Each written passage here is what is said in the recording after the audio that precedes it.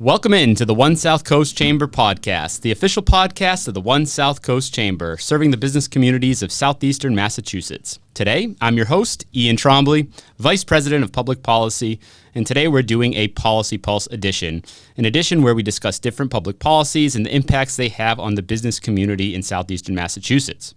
For today's episode, I'm thrilled to be joined by one of our very own state representatives, Carole Fiola. Representative Fiola represents the 6th Bristol District, which includes a portion of Fall River and Freetown. She is the chair of the Joint Committee on Economic Development and Emerging Technologies, and she also serves on the House and Joint Committee on Rules.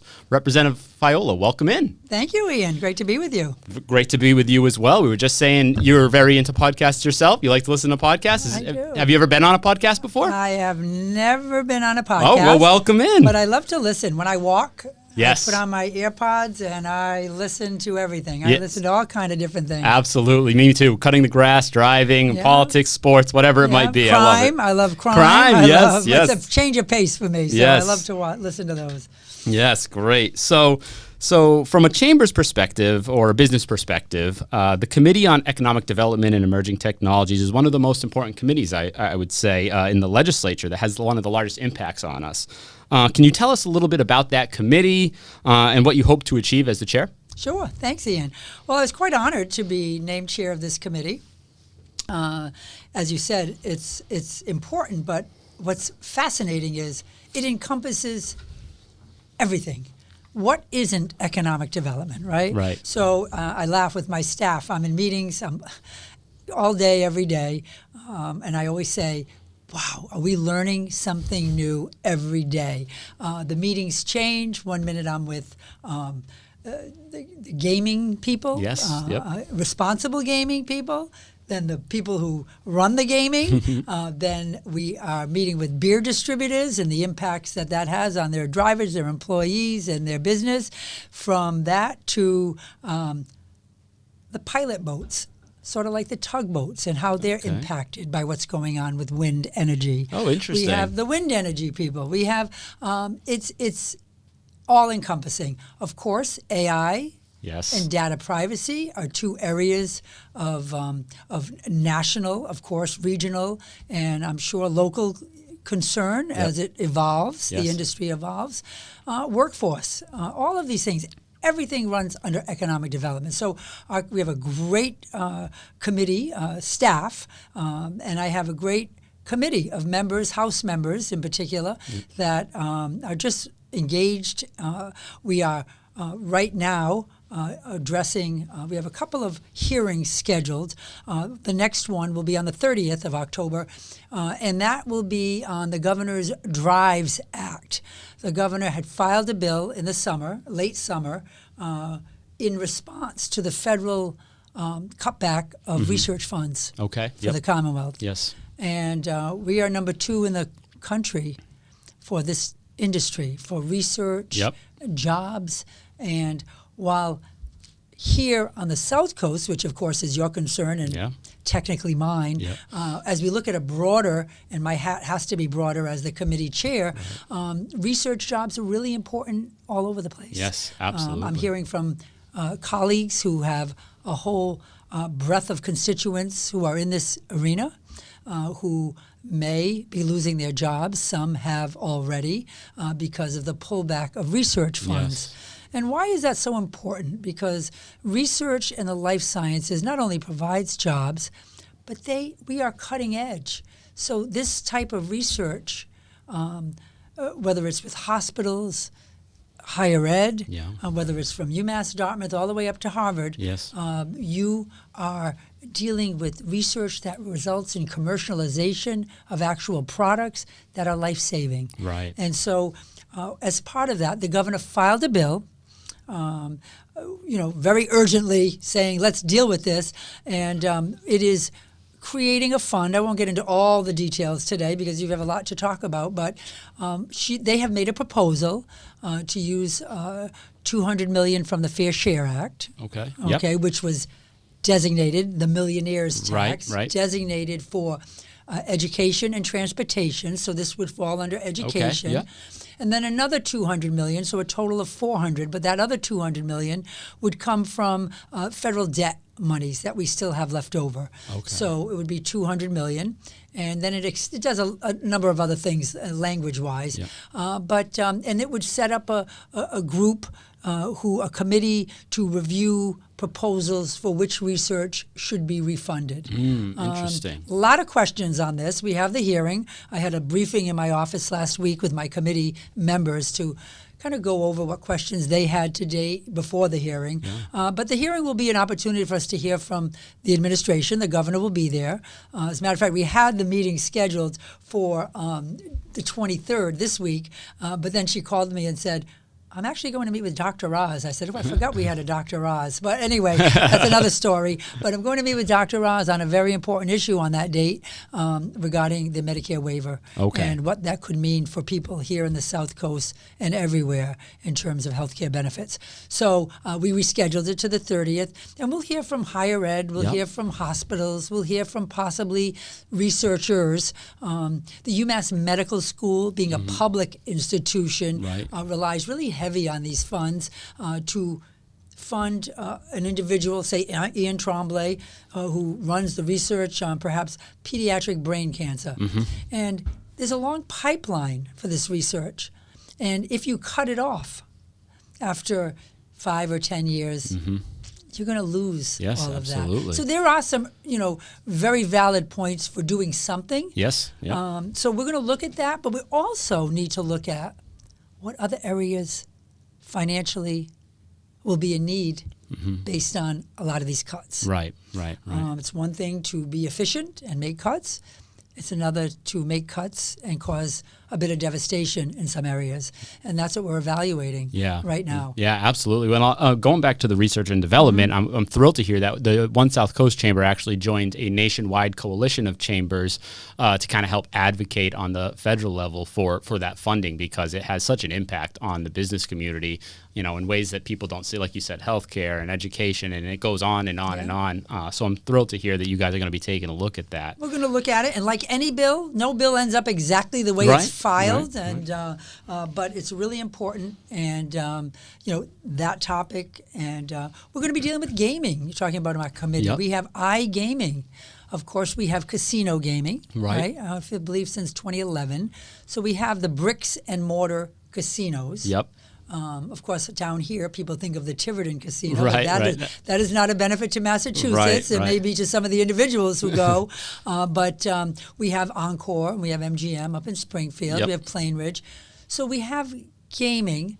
I know that some of the Native American gaming just opened up a bunch of slots in Taunton. And I think now they're up to 200 slots. Oh, wow. Yeah, that was kind of a quiet growth there. So we can talk about that another time in more detail. But so we have casino gaming. Then we launched sports betting. And sports betting, of course, has been going on for generations and infinity. But usually that's been through a bookie or somebody like that. This is legalized sports betting, and we have that here in Massachusetts. You do it right on your phone and or your computer, but they do it on their phone. So now what's been filed is iGaming. And I have concerns. Personal concerns about what that means and how that is affecting or will affect, in particular, young men. I've heard a lot of personal stories, a lot of anecdotes, but it is considered a next frontier, perhaps. So we're going to look closely at that. We have a hearing on November 13th on iGaming bills. Oh, interesting. Yeah, it's more than just a revenue producer, right? There's a lot more complexities when it comes to gambling and sports gambling and all of that. So it's great that you guys are taking that seriously and looking at it. So one thing I wanted to talk about was economic competitiveness here in Massachusetts. We hear that word a lot. I use that word a lot.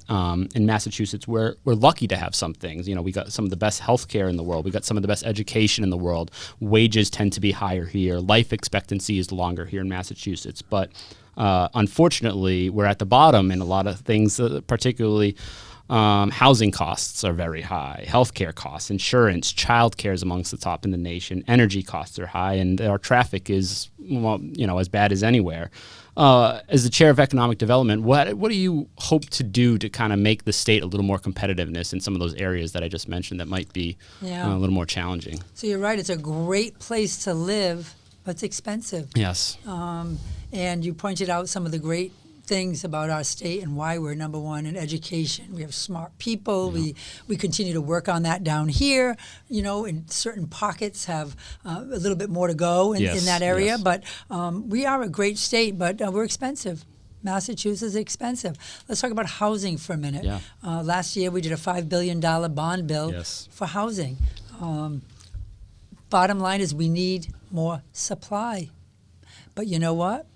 Everyone wants that supply, but just not in my yard. That's right. Just not in my town. Yep. And you've heard me in front of the chamber and other places and say, hey, guys, ladies, that's an issue because people need a place to live.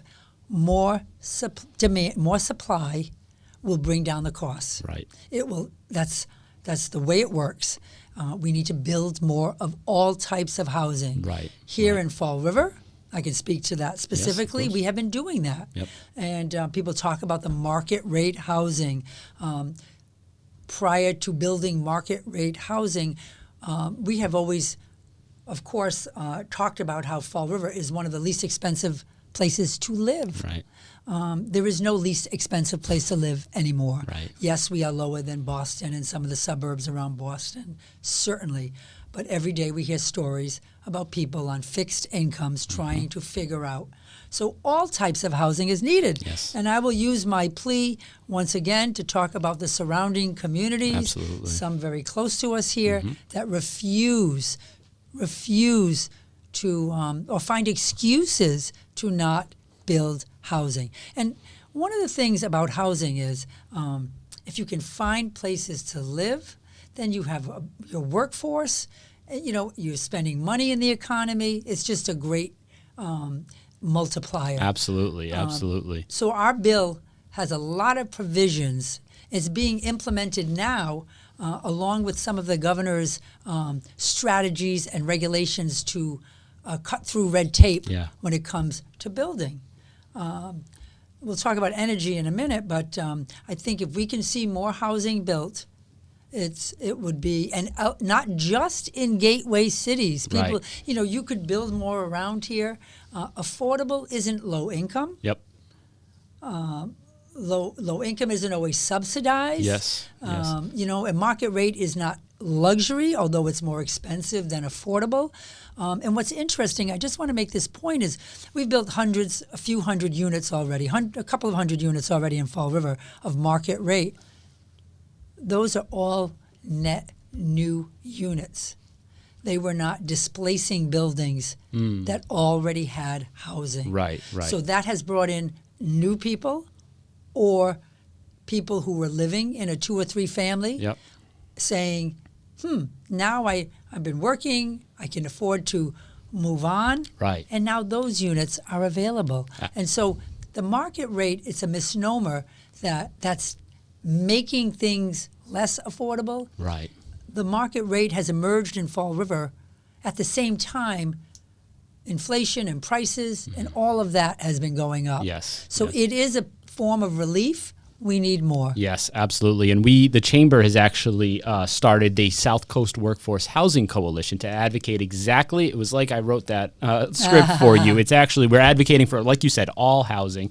There's this common thing, we need more affordable housing or low-income housing or whatever it might be. No, we need there's a logjam in every level of an individual's life, whether you're buying your first home or trying to upgrade with a family or you're, trying to downgrade, you're an empty nester. And people just aren't making moves because of the lack of availability. So I'm glad to hear that that's top of mind, because so the point of our coalition, as our real mission, is to hopefully go to particularly some of these towns outside of the cities to help advocate and bring a new perspective from the business community. This is impacting employers. It's impacting their ability to get employees who can live in the areas they work. So we're hoping we can help move the needle on this housing discussion a little bit. We've also done the ADU by right. Yes, that's exciting. Interesting. There have been a number of applications here in Fall River. Oh, yeah. And it's a way to it'll generate some tax revenue for the cities and towns. Yep. They've already had it in many towns in Massachusetts for just the purpose of, hey, you grow up, you move on, your mom or dad or someone's still living in the house, and it's too much for them. Yep. So the idea was, okay, let's build something small. There's specific requirements and some local requirements, but build something small and maybe let your parents live there, and then you can buy or take over their property. Right. So it really is an interesting concept. Yes. People are nervous about it. I get it. But, in a city like Fall River or even New Bedford, of course, with SouthCoast, those are our gateway cities here, there are people who have multifamily homes and are pushing the envelope from, they don't have inspections, so they build an illegal apartment in their building. Yep. God forbid, should there be a problem, a fire, something. But this is a way for them to bring in the officials and say, we want to add a unit. And they'll tell you what you need to do. And by right, if you've got the space a little bit, you could build something. Yeah, absolutely. It's a great way to build wealth, too. Absolutely. You mentioned energy. Do you want to talk about energy costs at all? So you're right. Energy, healthcare. So we're in an interesting part of the country. Yes. In terms of a pipeline. That's part of our problem with the gas. Climate is a conversation people want to have or don't want to have, but we all know change is coming. We've seen that. We've seen the energy issues. So we've all tried to respond to that. Gas prices are expensive here. Yeah. I think we're the second in the country for cost of heating and electric. Right. We have now been stalled on wind energy. Yep. Let's face it. Yep. No, that's Everything's at a stop. People are actually looking to reuse any of the facilities, in particular in New Bedford, that have been built, ready to be used. And now we don't know whether that will be 4 more years, 7 more years, 8, 10 more years. There are some projects that are almost ready to go and can bring on a lot more energy, wind energy, and electrify houses here in the SouthCoast, which will be helpful. And we're in an extremely interesting period of time because by right, the energy companies can go in for an increase every 10 years. So in a perfect storm, for example, in Fall River and Somerset and the surrounding area has Liberty Utilities for gas. Yes. They have put in for their rate increase, and we have been opposing that. Okay. It's a huge rate increase. Okay. It could be $80 a month extra in the cost of people, and the lower income non-heat users are going to carry a big burden on that. Yes. Yep. So we're lobbying DPU, but so is the governor. Right. So is the Attorney General. And so we're scrutinizing that increase. And so I can feel very comfortable that thanks to the great outpouring of citizens. Yes. They really came out in Fall River the other day. I was there. There were 100 people, 100 and some people, and a lot of people. You know how social media is. We don't even have. That's a topic in of itself one day. But that doesn't make a difference. Yes, it does. Yeah. Yes, it does. And I firmly believe it will have made a difference by the time DPU explores their mandate now between now and April is to explore the request. What does that mean? Yeah. And part of that request has been to upgrade and at a premium the pipes. Yes. Do you remember we had a big, in Lawrence in 2014, there was explosion. People died. Yep. And there was an outcry by the public to make sure we replace all the pipes. Yes, yes. Some, whether you needed them or not. Yeah. So we allow them to go in and do that. So that's why you see a lot of the roads being dug up. But that comes with a price. And who pays that price? The ratepayer. That's right. So we're looking, right now there's a bill. The governor filed one. The House is examining that bill very closely right now. Chair Cusack's on it. And I think there are some things we can do short term and long term to give some relief to the ratepayers. But he's diving in deeply. That's how it works. A committee gets a bill. Right. We don't all dive in until there's a product to look at. Yeah, in do you want the to end. talk about that a little bit, actually, that process? People don't understand. It's really interesting. Almost 7,000 bills are filed each session. So at the beginning of a 2-year session, we file bills. There's a deadline you should file them by in January, but you can file them anytime, but that guarantees a flow through the 2-year cycle. Okay. The clerk of the House bills assigns them to committees. Okay. So committee chairs are assigned, and then the clerk looks at the bill and his staff and says this one should go to economic development, this one should go to higher ed, this one should go to TUE, telecommunications, energy and utilities, whatever it might be, child and family services. They assign the bills. Then that committee and their staff get to work, reviewing all the bills in their committee and setting up a hearing schedule. Okay. While they're doing that, you spend an awful lot of time looking at the bills. What can I learn? What don't I know about this bill? Because you can file a bill about anything, and sometimes people file a bill, but it needs more meat on the bones, or it has severe consequences for something else. So we look at it really carefully, and then sometimes we'll call in the sponsor of that bill. I'll say, Rep. Ian, come on in. Okay. What's your thought here? Is there a lot of support? What's your opposition? What do you know? So we try to get a feel for what's happening with that bill. Okay. What is really the impact on the Commonwealth? What is it going to cost us? Can we afford it? Right. What is it going to help with? So we look at all these bills, and then we have a hearing. We alert the sponsor of the bills to when the hearing is, and they and any of the advocates or opponents come in and weigh in. They can come in person. They can come virtually. That was the best thing that came out of COVID. Yes. We have to be in person, the House members. Right. So you can go online, just do like a Zoom. You can write in your testimony, and we take it all in. And then we have myriad of meetings behind the scenes. I do a lot of posting about where I am and where I go. You do, yes. But what I don't do is talk about all the reading we do and evaluating. And so then we look at the bill. Do we need to rewrite it a little bit? Do we need to tweak it so that it really does reflect the intent? Okay. Or do we need to rewrite it to take into consideration those objections? And so when someone comes to me, as happens often when I'm out in an event, they say, do you believe this bill is going to do X, Y, Z? And I go, I don't even know that bill yet because it's in another committee. Right. I don't know 7,000 bills. I know the ones in my committee or the ones related to economic development that we pay close attention to, or the bills I file that are in other committees. So they'll say, did you know? I say, no, I don't, because we haven't gotten it yet. But I will, don't be alarmed. When the bill comes up, you weigh in. Believe me, if it sounds crazy, it probably is a little crazy. Right. And so we'll take that into consideration. But a lot of people think just because the bill is filed, and some media sources like to, there's a bill that does this, and then of course it opens the floodgate. Yes. You can do bills by request. So if you ask me to file a bill that says, you shouldn't wear shoes on Tuesdays or whatever. Okay. I got to file it for you. I may say to you, Ian, really? Yeah, because on Tuesdays, whatever, the weather is X, Y, I don't know, whatever your reasoning is, and there are people with different thought processes. Interesting.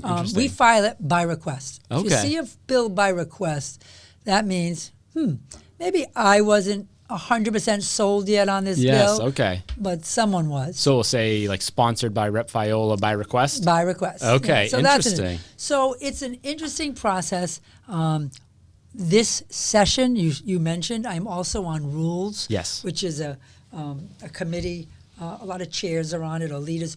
We set up rules this year, new rules, different rules, and people tend to think the legislature isn't transparent. That's a word I hear a lot. Right. I would refute that in the context of this. Go online. I tell everybody, go on the website. Go to malegislature.gov. Spend some time, instead of going on Facebook or something like that, go and look. All your reps. You can take you right to the bills they filed. It'll tell you where those bills are. It'll go to hearings. You can go to committees and hearings. You can see the video of every hearing that has taken place, who's testified, Who hasn't? Testimony will be placed in the website. We actually have an award-winning legislative website. Not that anybody cares about that, but it's because it's yeah. thorough. Yeah. So people can find things out if they want. Yeah, you just have to be an active participant, right? That's right. And do your own research. And I have heard that anecdote about the legislature, and part of me thinks, well, we've elected you and hired you to do what you think is right on our behalf, and sometimes that can yield if we put our trust in you to do the right thing, even if it is a little less transparent at times, that might yield the best outcome and the right outcome, versus sometimes you see grandstanding and all this other stuff going on at the, whether particularly the federal level, right?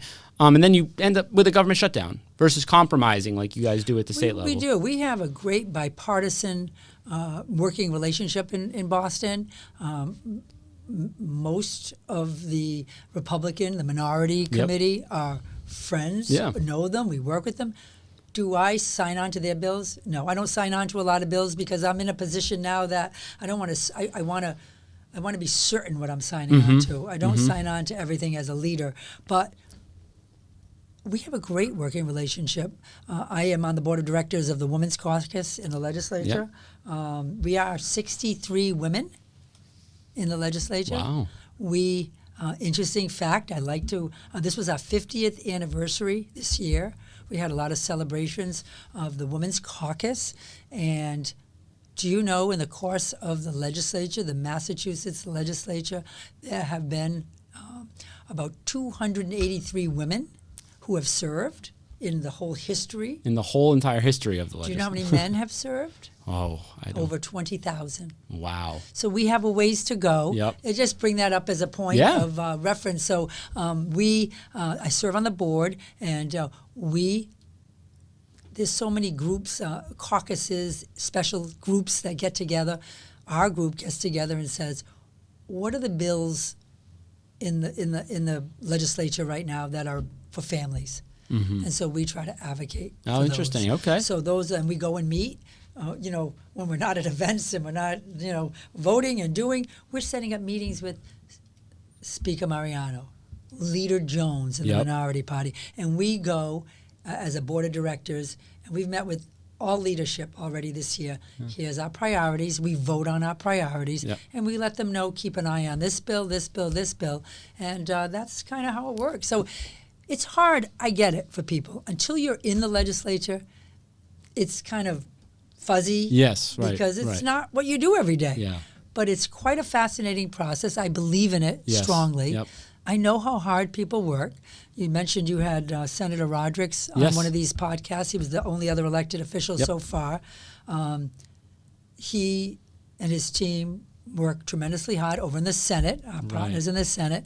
And it's a lot of work. But you know what? You have to have a passion and care deeply about your district, and I'll add alligator skin. Yes. And speaking of the district, we'll segue into your district of Fall River and Freetown. And as the chair of this committee, do you have any thoughts on what kind of economic development or opportunities are ahead in your district specifically? Yeah. So again, I look at through two lenses. One is the entire Commonwealth, and we talked a little bit about research and how that might not be the biggest impact here. And I've even said that to people, gosh, simmer down on this, because my district isn't caring about this right now. They're caring about their electric bills. Yes. They're caring about day-to-day housing. They're caring about food security. These are important issues, okay? Right. So, but when I then wear my most important hat, which is to represent this district, my goal from day one has been to make sure that I am able to deliver benefits for this district, whether it's funding for the myriad of projects. And I think I'm very proud to say, since the time I've been here, as part of a delegation, there is no longer a time that people can say, nobody cares about this area. Nobody, Boston, it's not about here. Because when I'm in Boston, do you know what people say about us? What? Oh, you guys get all the attention. You're a gateway city, and you get all this money. You've got cranes in the air along your waterfront. You've got wind in New Bedford. Again, we'll pause, but you got wind in New Bedford. You've got housing growth. You've got all this happening. You've been getting, it's funny, when I came on board, the Student Opportunity Act was one of the most important things we did, because that was to change the formula to reflect communities with poverty, English language learners, and social emotional behaviors. And I hear now, we're ending it. We're not ending it. We're at a new plateau. So what we did was, the formula was not reflecting those needs. So we spent a year or two going out and having meetings to talk about what people wanted to do, what people wanted. Superintendents, teachers, students, everyone, parents. And then came back and redid the formula. And guess what that formula did? That formula benefited gateway cities. To the tune, we ingested millions more as a benchmark each year, millions more than each of these communities would ever have gotten, to the point that in another year, Fall River, for example, will have a new benchmark, which is $90 million more from the state than it had before. So that'll be the new bench, the new floor. And then we move on. Well, what happened is people got so concerned about rural communities, busing, what are we doing with school populations? It's kind of, what about us? You gateway cities are getting it all, right? Now, the pendulum is, let's relook at what we need to do with this formula for the next, 3.0, right? So that has begun. And there are going to be meetings, and I invite people to pay attention to when the chapter, I think there's one in Apponequet coming up. I believe it's in November. I should have the date with me. I didn't know what we were going to talk about here, but you'll see it on my calendar. And people should weigh in. For our gateway cities, I know the number one concern right now is the formula doesn't allow for net school spending to include bus transportation. But in Fall River, and I can speak to Fall River, it's my district, that the city has to pick up that cost.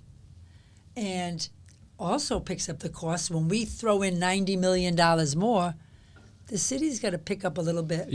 And yes, that's only right. It's only fair. We're giving you 90% of your money. You got to kick in a little bit. But now you also have to pay for your transportation.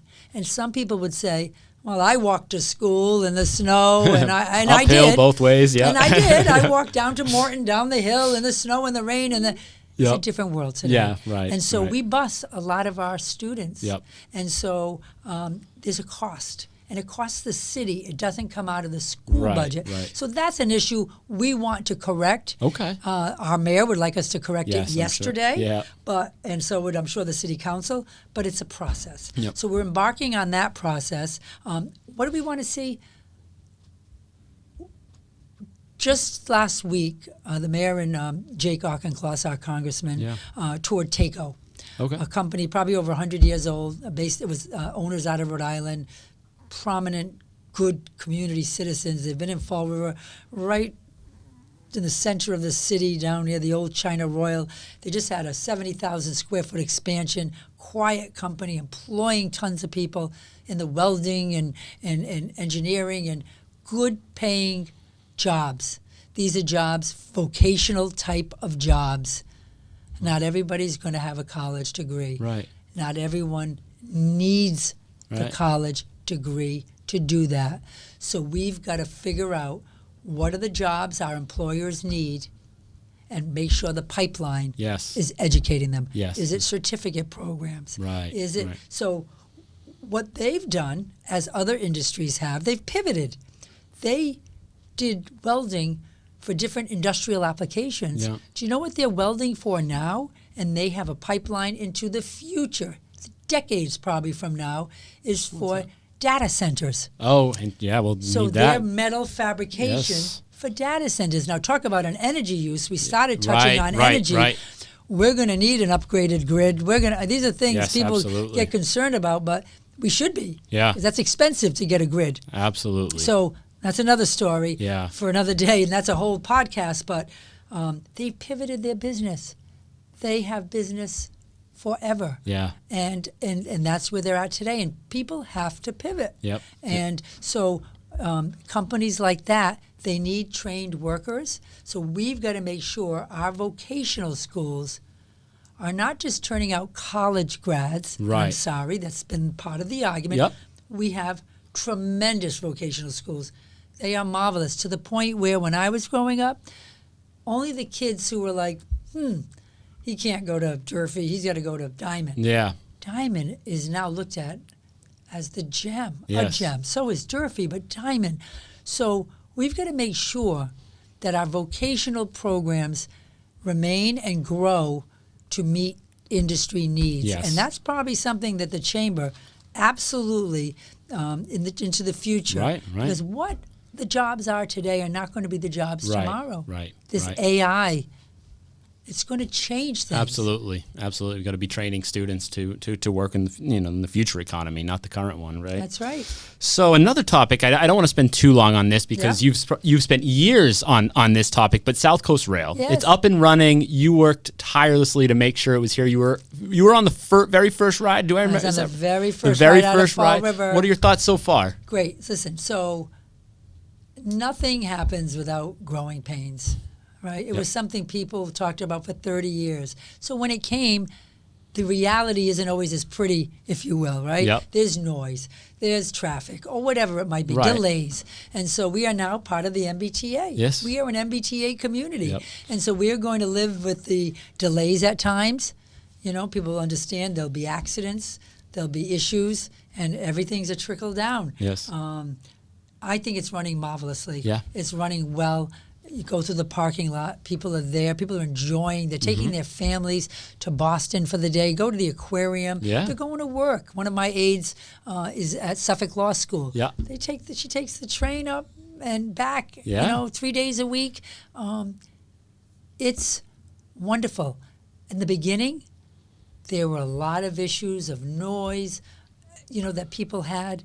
I was able to bring down General Manager Eng and his Yes. team. We had a big meeting about it. Secretary Eng, Secretary, right? yeah, as right now. of Oh, geez, now. Secretary GM, Secretary and GM. Right. He's doing two jobs now. So he came down with his team. He's really a super genius. Like state government sometimes gets a bad rap. He's amazing. Yes. He really is. But anyway, he came down. They digested all the issues. Nothing moves fast enough for me. I love answers right away and press them on it. But they've been working on some more mitigation money. Yep. But you know what's happened? As they expected would happen, as happens in Milton and Somerville and Medford and everywhere else who've had train commuter rail, Right. you don't notice the noise. I know someone's going to hear this and go, oh, yes, I do. Yeah. But it's fast. It goes through. Is it new noise? Yes. Is it annoying? Sure. But it's over and you don't even notice it after a Right. while. And I don't want to speak for people, but the complaints have been less. Yes. Because people are adjusting. And we've talked about the layover station in Fall River. There's certain issues, right? You've got some issues in New Bedford. Yep. We've got ours. Taunton's hidden away, so it's a little less. Yep. I like the fact that we're right down on the waterfront. Yeah, absolutely. Yours is on the waterfront too in New Bedford. But I love that we're on the waterfront. That's bringing people down. When our construction is done, it's a great thing. So It is, yeah. South Coast Rail, I'm very happy. I know a lot of people still haven't ridden it. Yep. And I say, go and try it. Yeah. I Just- rode it on Friday. It was great. Did you? Yep. Go to Yeah, it Boston? was great. Yeah, it was wonderful. Just for fun or for? Oh no! We went to the Massachusetts Taxpayers Foundation had their annual tax policy conference. So I rode it up. I slept on the way in, worked on the way back. It was wonderful. Yeah, I've taken it home. People Yep. say, "Do you take it to the State House?" My meetings are at all different times, so I don't always. And I do Yeah. have the luxury. I park under the building, Yes, so I have yep. a benefit there. But I did one night. I had my aide take my car back, and I stayed Oh, late. nice, yeah. And I said, I'm going to be late. How can we do this? I said, perfect. I'm going to take the train. Yeah. And it was wonderful. It really is. It's a nice feature to have. It was great. And but going back to other things for Fall River, I think we're so lucky to have the healthcare institutions we have, and we've been supporting them in every way we can because we again don't realize how lucky we are. There are healthcare deserts throughout the state, and to have SouthCoast and Brown Health administering to our people with some award-winning care is really, and then to have a train ride away, world class in other areas. You don't need to go there, but we are in a perfect location for that. And so healthcare jobs continue to be our largest employer on the South Coast. Continue to be in high demand. So I encourage young people, go for healthcare. Anyway. Yeah, no, that's great. So another thing I wanted to talk about a little bit is it appears to me that you've made it a priority to stay connected with your constituents, whether it's coffee and conversations, your walk-in talks, the ladies' gatherings that you have. Do you want to talk about that a little bit and why you put such a focus on making sure you're connected with your constituents in your Thanks, Ian. Well, there's no job description. Yes, we vote. The only job requirement we have in this business is to show up and vote. And but you know, having been elected to this job later in my life, I always realized people would say, you only see your elected people when it's time for an election. And, you know, they don't show up. They don't go out. And I made it a point that I would show up, I would be active, and I'd be visible. And you know why? Because whenever I show up, now this weekend I had a lot of events on Saturday. I could have attended 4 more. I just physically couldn't. But when I show up, whether it was the Holy Name Fall Festival, whether it was the Alzheimer's Walk here, whether it was the St. Anthony of the Desert 50th anniversary, I see constituents. And every single time I'm out, someone says to me, you have a minute?